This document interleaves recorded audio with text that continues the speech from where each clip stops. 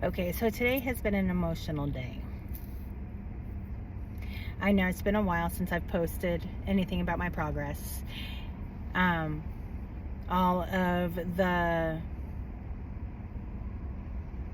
immunotherapies from the last time to today has gone well. Except for, I think I developed a new allergy, which I've got to see a dermatologist because, yeah, it kind of sucks, but it is what it is. So today I had my last immunotherapy, and I didn't do a video during because I wanted to spend the time with the nurses. They did a very nice send-off, which was amazing. But today was my last immunotherapy appointment. And then next week I go and get my port removed. Actually, let me go ahead and take that Band-Aid off. So I'll be getting this removed next week. And then I have got 3 weeks to heal. And then we are moving to Mississippi. And that's going to be another adventure. And I'm truly excited about it. So over these past few weeks, I've just been working and just, packing up the house and, getting everything ready for the move.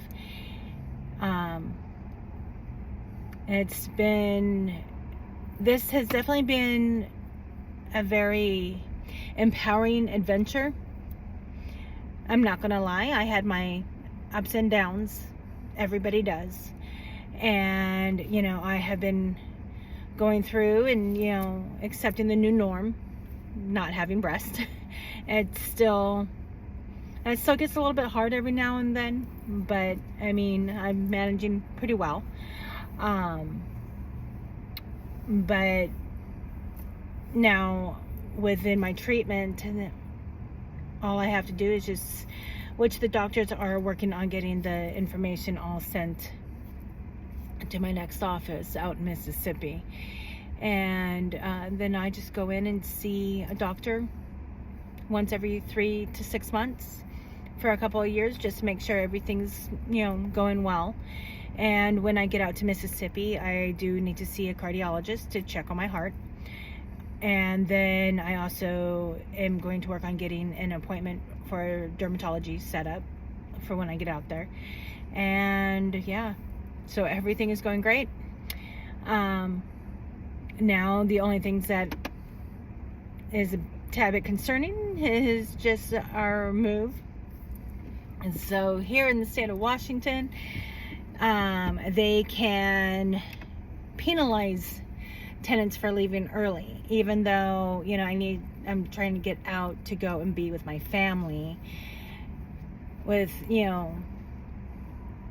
passings of family members, which has been a bit hard. Well, let's just say that we are still going to have to pay rent of $2,400 each month until the end of June, unless they can find somebody to get into, the house when we leave in March. So I do ask one thing of all of you guys, if everybody can just add to their prayers that the company that we go through, Windermere, find somebody for, to move into the house that we're living in, so that way we don't have that big of a penalty. That would be great. Because we've got to pay for the rent and utilities, everything else, until they find somebody. I think that's the hardest thing for this whole entire move. Because at one point we, thought that we knew a couple people that, were interested, but end up, finding different avenues. So now we're just trying to find somebody who is wanting to rent a 4-bedroom, 2-bath house in Kingston, Washington. The the company that we are renting the house through does have it posted, but there just haven't been any hits yet. So I just pray, and ask that all of you guys pray that, that the right person for the house shows up before, we leave, and are willing to, move in March. That's all I can say. Other than that, everything else seems to be working out really well. We are just about ready to move. We've been packing ever since, and so we're picking up a trailer here in a few days, and everything's working out. So I just ask that everybody, positive energies, pray for that one thing for us, and I would be forever grateful.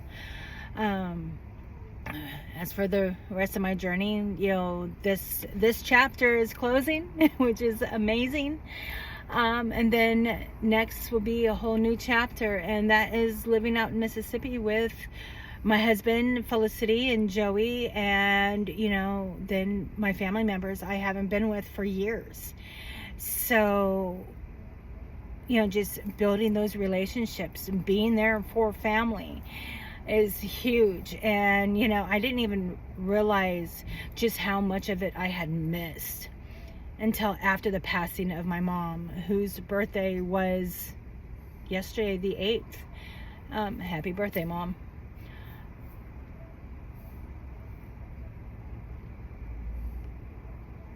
We've lost a lot of family members in my family, and everybody does, right? I get that.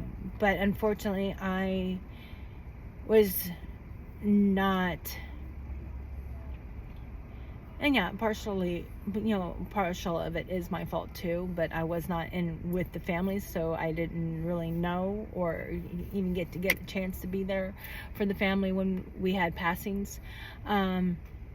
And so now I get to be there for the family. And for me, that is huge. I did not realize, like I said, I did not realize just how much I missed my family. But I am very grateful to my 2 aunts that have been with me every step of the way and who have welcomed me open arms, along with my family, my husband, and my 2 kids that are coming with.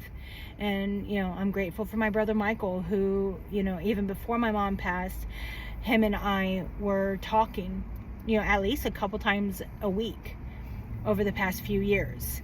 And so since the passing of my mom, we literally talk every day. So our relationship has gotten stronger, and I just can't say enough how grateful I am for this opportunity to be with my family, with my aunts, my brother, everybody out there. And them welcoming my husband and my, 2 of my kids. It's incredible. I love it, and I'm excited.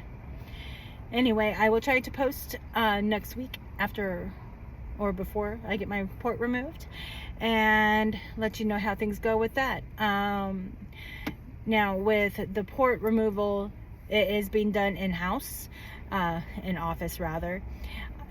He said that all he's going to do is just kind of numb that area, cut it, pull it. So I will give you an update. All right. Well, thank you for being a part of this journey with me. I do appreciate it. It has definitely had its ups and downs. But for anybody out there who's going through breast cancer, it's not easy. But there are definitely people out there who are willing to share their story. So if you know somebody who needs a little bit of encouragement or just wants to talk to somebody who's been there, have them hit me up. I'm okay with that. I love to support as much as I possibly can, and just to be there for one another is incredibly huge. Oh, one other update. I think I mentioned this before, but let me tell you, ever since I went through the whole chemo, my body has full force gone into menopause. Heat flashes are no fun. I'm pretty sure I freeze my husband out every night because I have to have the window open. I'm sure there's other women who have to do the same thing going through menopause. But I mean, this like just totally kicked in full force. Anyway, all right, I will talk to you guys later. Mwah. Love you. Bye.